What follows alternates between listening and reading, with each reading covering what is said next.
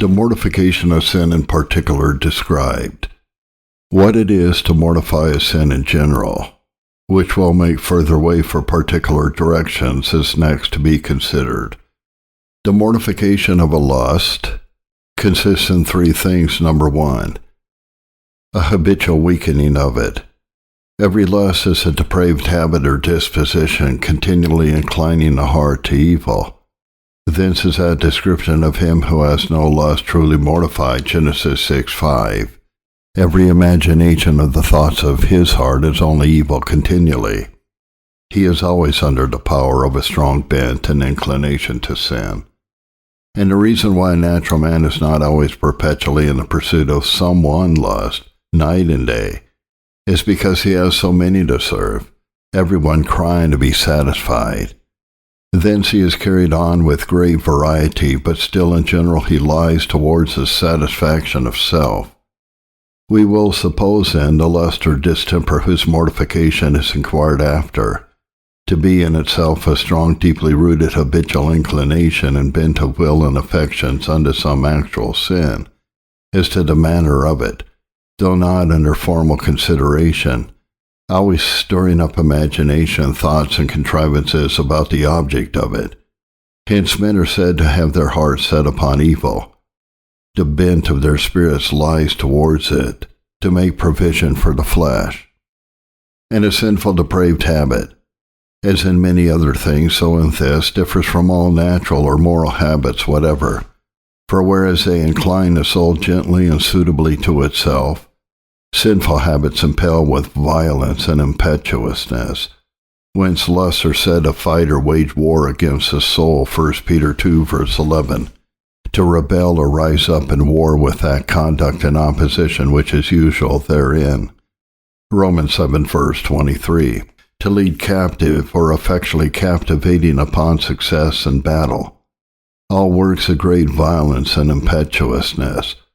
I might manifest fully from that description we have of it in Romans 7, how it will darken the mind, extinguish the convictions, dethrone reason, interrupt the power and influence of any considerations that may be brought to hamper it, and break through all into a flame. But this is not my present business. Now the first thing in mortification is the weakening of this habit of sin or lust, that it shall not with that violence, earnestness, frequency rise up, conceive, tumultuate, provoke, entice, disquiet, as naturally it is apt to do, James 1, 14 and 15. I shall desire to give one caution or rule by the way, and it is this: though every lust does in its own nature equally, universally incline and impel to sin, yet this must be granted with these two limitations. One lust, or a lust in one man, may receive many accidental improvements, heightenings, and strengthenings, which may give it life, power, and vigor, exceedingly above what another lust has. Or the same lust, that is of the same kind and nature, in another man, when a lust falls in with the natural constitutions and temper, with a suitable course of life, with occasions, or when Satan has got a fit handle to it to manage it, as he has 1,000 ways so to do, that lust grows violent and impetuous above the others, or more than the same lust in another man. And the streams of it darken the mind, so that, though a man knows the same things as formerly, yet they have no power nor influence on the will, but corrupt affections and passions are set by it at liberty. But especially lust gets strength by temptation. When a suitable temptation falls in with a lust, it gives it a new life, vigor, power, violence, and rage, which it seemed not before to have, or to be capable of. Instances to this purpose might be multiplied, but it is the design of some part of another treatise to evince this observation.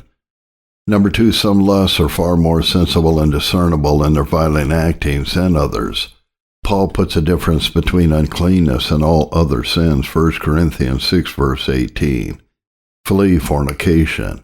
Every sin that a man does is without the body, but he that commits fornication sins against his own body. Hence emotions of that sin are more sensible, more discernible than of others, when perhaps the love of the world or the like is in a person no less habitually predominant than that. Yet it makes not so great a combustion in the whole man.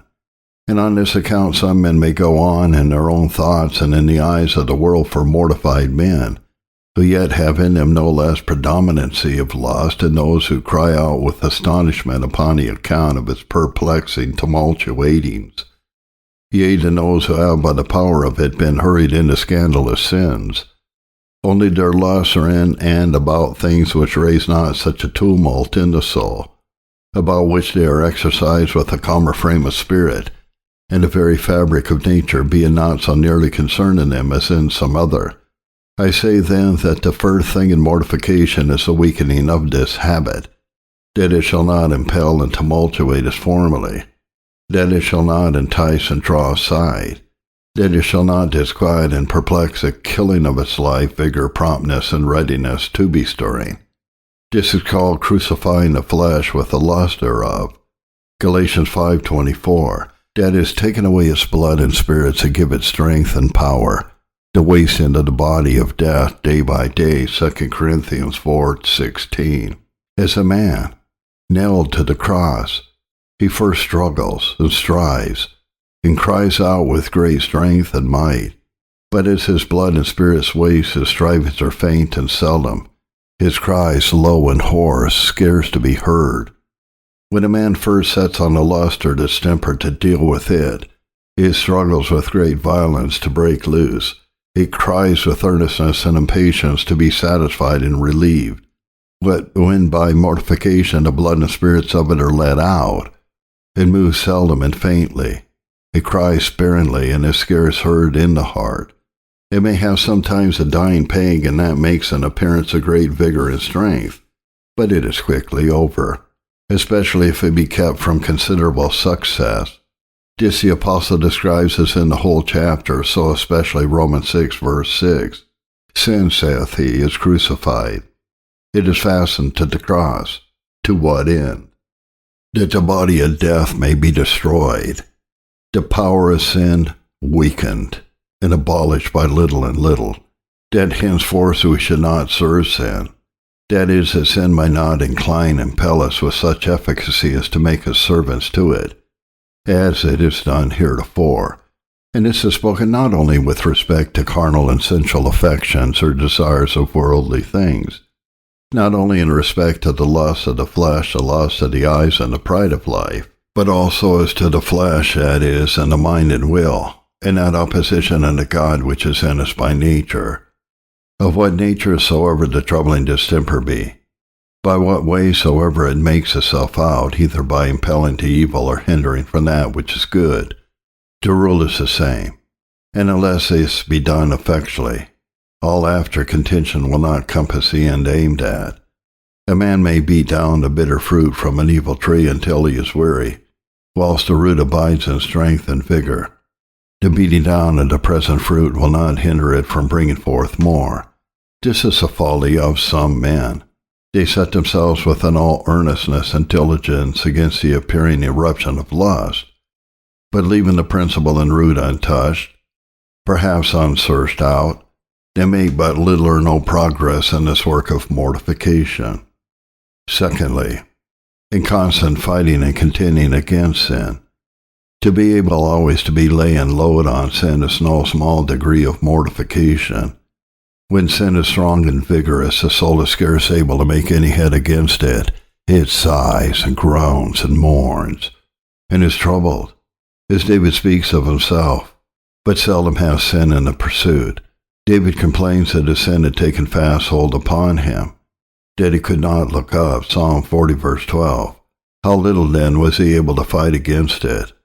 Now a number of things are required to and comprised in this fighting against sin, like, number 1, to know that a man has such an enemy to deal with, to take notice of it, to consider it as an enemy indeed, and one that is to be destroyed by all means possible is required hereunto. As I said before, the contest is vigorous and hazardous. It is about the things of eternity. When therefore men have slight and transient thoughts of their lusts, it is no great sign that they are mortified, or that they are in a way for their mortification. Just as every man's knowing the plague of his own heart, 1 Kings 8, verse 38, without which no other work can be done. It is to be feared that very many have little knowledge of the main enemy that they carry about with them in their bosoms.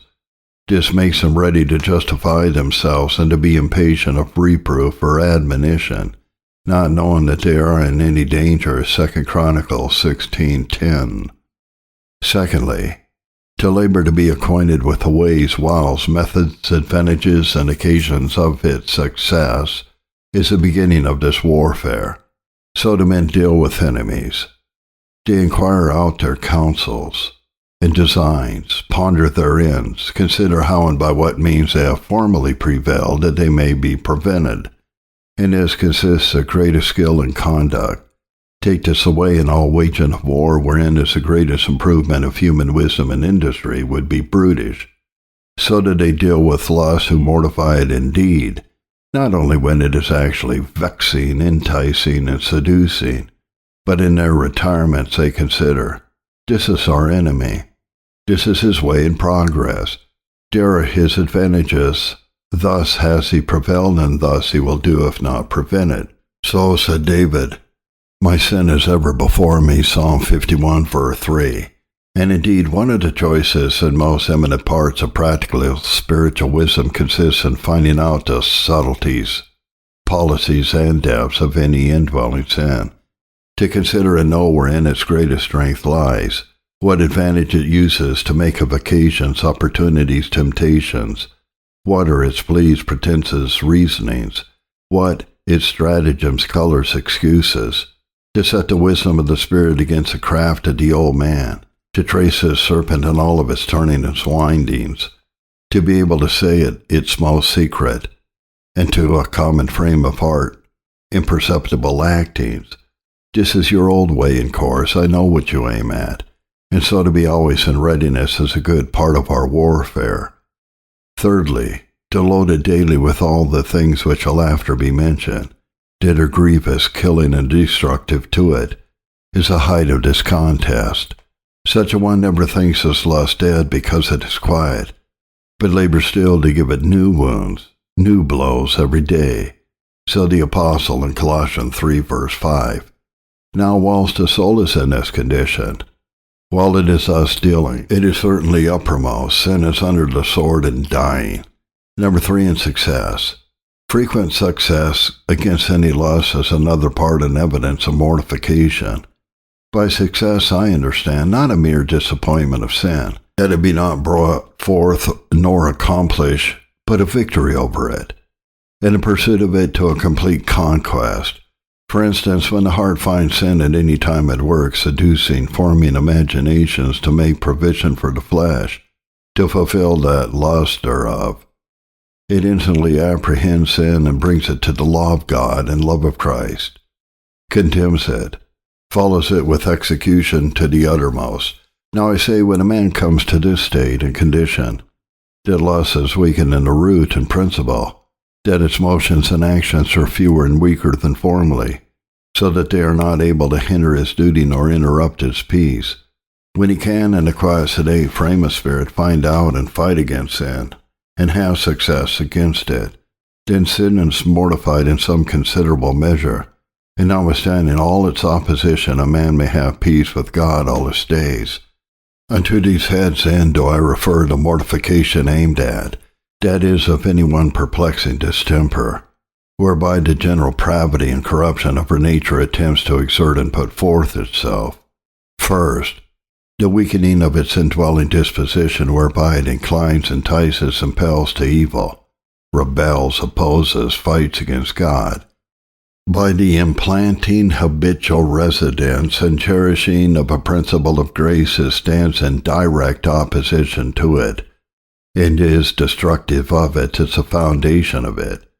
So by the implanting and growth of humility is pride weakened, passion, by patience, uncleanness, by purity of mind and conscience, love of this world by heavenly mindedness, which are graces of the Spirit, or the same habitual grace variously acting itself by the Holy Ghost, according to the variety or diversity of the objects about which it is exercised, as the other several lusts, or the same natural corruption variously acting itself, according to the various advantages and occasions that it meets with, the promptness, alacrity, vigor of the spirit, or new man, and continuing with cheerful fighting against the lust spoken of, by all the ways and with all the means that are appointed thereunto, constantly using the succors provided against his motions and actings, is the second thing hereunto required. Success unto several degrees attends these two. Now this, if the distemper has not an unconquerable advantage from his natural situation, may possibly be to such a universal conquest as the soul may never more sensibly feel its opposition, and shall, however assuredly, arise to an allowance of peace to the conscience according to the tenor of the covenant of grace.